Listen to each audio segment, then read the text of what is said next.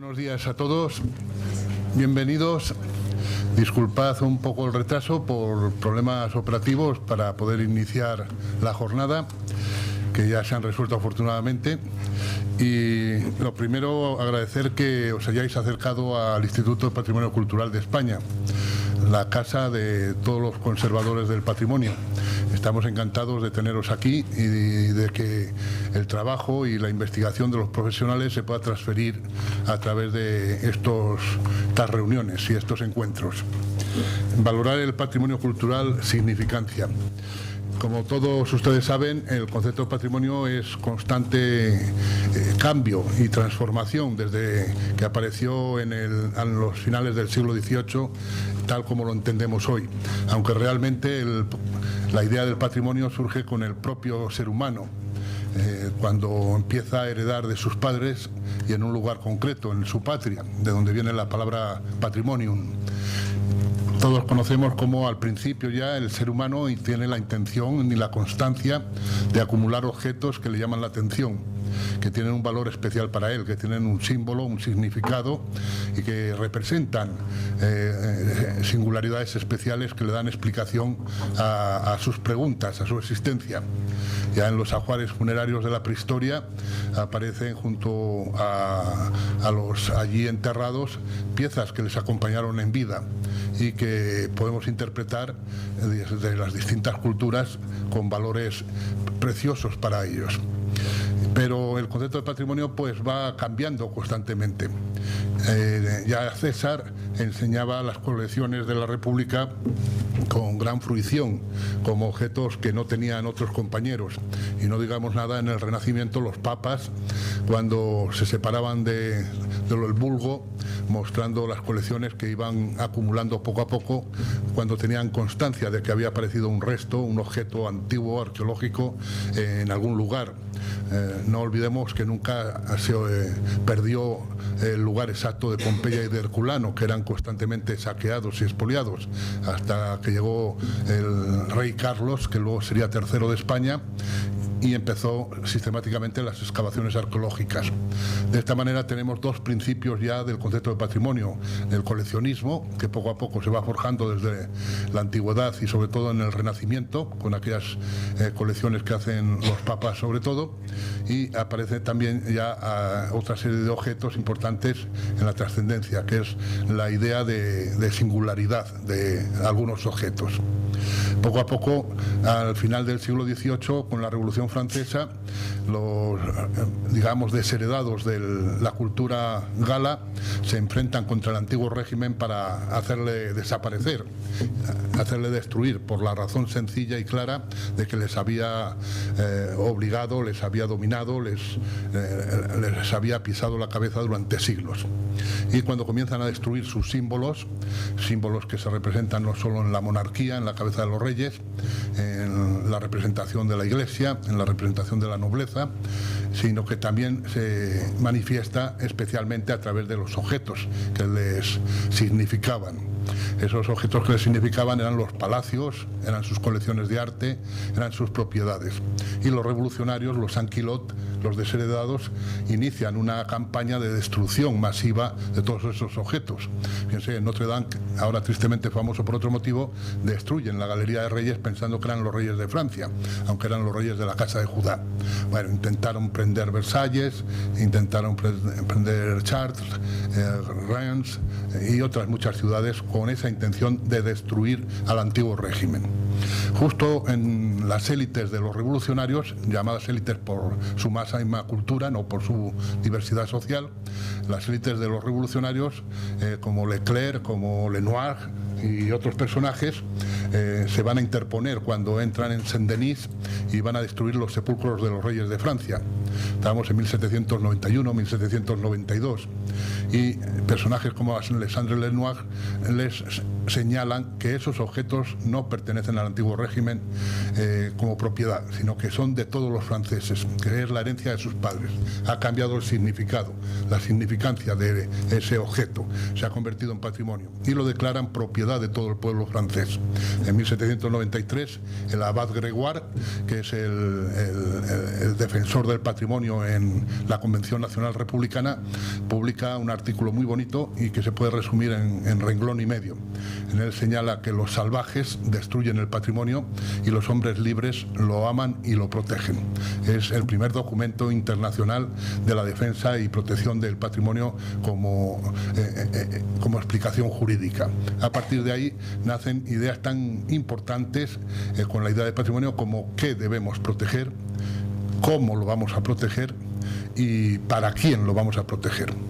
El qué implica el inventario, la catalogación, el cómo implica el nacimiento de las ideas y teorías de la restauración arquitectónica y para quién es el significado que debe tener ese patrimonio para que lo puedan heredar generaciones futuras.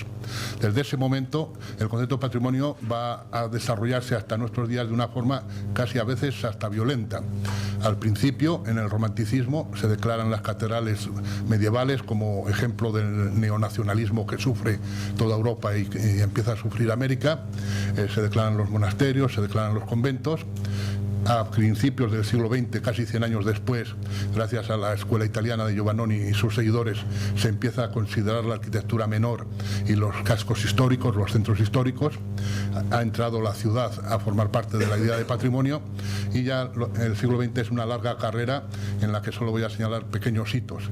Saben ustedes cómo en 1964 Francia se revela en el Mayo francés famoso, momento que aprovecha André Malraux, que era el ministro de Cultura de Charles de Gaulle, un curioso maridaje del que podemos aprender mucho, un progresista y un conservador, y declara la arquitectura del movimiento moderno y la arquitectura del hierro. Es el momento en el que Le Corbusier, que todavía vivía, la arquitectura del movimiento moderno, que todavía no se había aceptado como concepto de patrimonio, y la antigüedad, que no rebasaba los 40 y pico años, se convierte en una idea de patrimonio contemporáneo. Bueno, luego viene curiosamente el patrimonio en hierro y vidrio, viene el patrimonio preindustrial, ya en el siglo XX muy avanzado el patrimonio industrial y otros patrimonios, el patrimonio verde con el jardín de Tívoli. Eso fue también una herejía en aquel momento, cómo se iba a declarar un jardín que muere y nace constantemente y que no tiene las mismas plantas originales. Hasta podemos citar una fecha clave, el año de 1994, cuando Europa y América y Asia se reúnen en Nara, en Japón. Los asiáticos se niegan a aprobar ni un solo edificio más patrimonio de la humanidad ofrecido por la UNESCO después de la Convención Mundial de Patrimonio de 1972 y argumenta que el mundo oriental tiene otro patrimonio que no es igual al occidental, que es el inmaterial.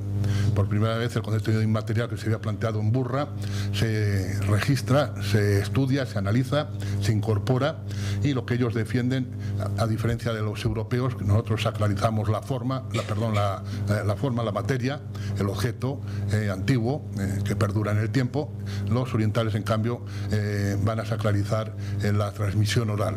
Como los arquitectos de los templos de Ise, por ejemplo, que es uno de los que más se presentan, se destruyen cada 20 años desde hace 2000, pero se reconstruyen con las mismas técnicas, con los mismos modelos, con las mismas ideas y formas constructivas desde hace 2000 años. Por eso el patrimonio inmaterial empieza a introducirse hasta nuestros días.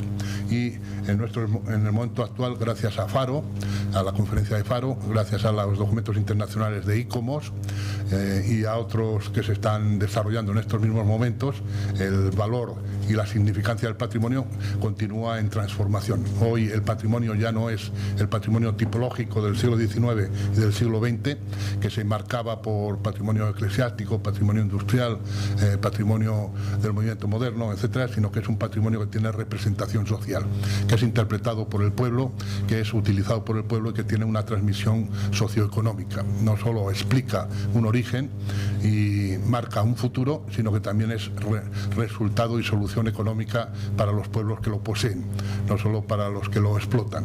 Y de esta manera el Instituto de Patrimonio Cultural de España, a través de sus investigadores, y aquí sí quiero destacar a Daniel Durán y a su equipo, al equipo que el Instituto de Patrimonio Cultural ha reunido y fomenta para el trabajo y la transmisión de ese conocimiento, están abriendo nuevos caminos, realizan congresos o reuniones, jornadas como la presente, y yo quiero manifestarles mi agradecimiento, mi gratitud, porque como ustedes saben, el esfuerzo de transmitir, de ofrecer, yo me acuerdo que un dicho clásico decía: no enseñes y solo tú serás sabio.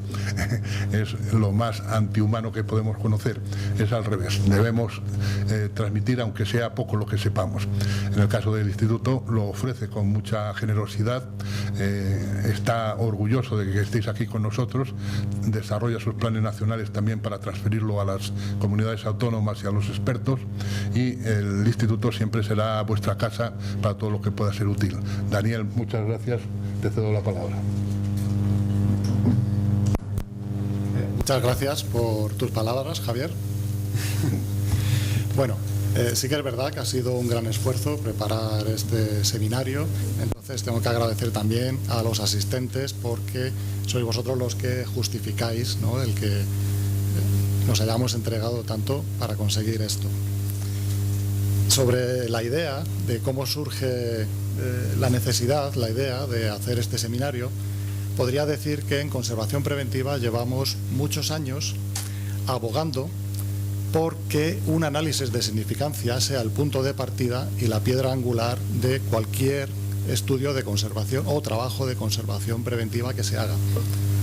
Pero no solo es el sentido común, y la práctica nos dice que el análisis de significancia debería ser el punto de partida de cualquier trabajo de gestión de patrimonio cultural.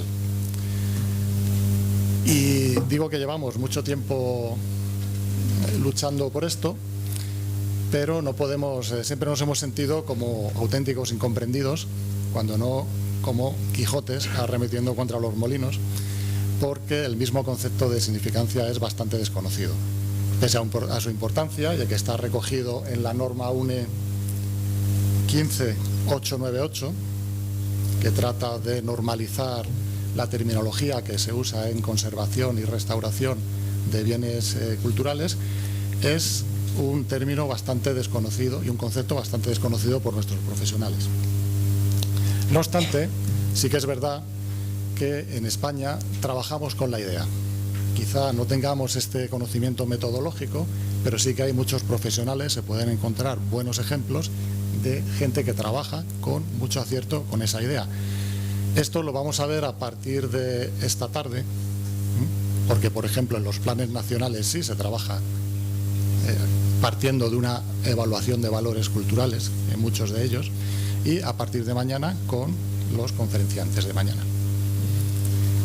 Para el día de hoy hemos traído a 3 expertas de 3 países europeos que llevan muchos años trabajando con todo esto, que nos van a dar nos van a hacer una introducción extensa al concepto y a la metodología.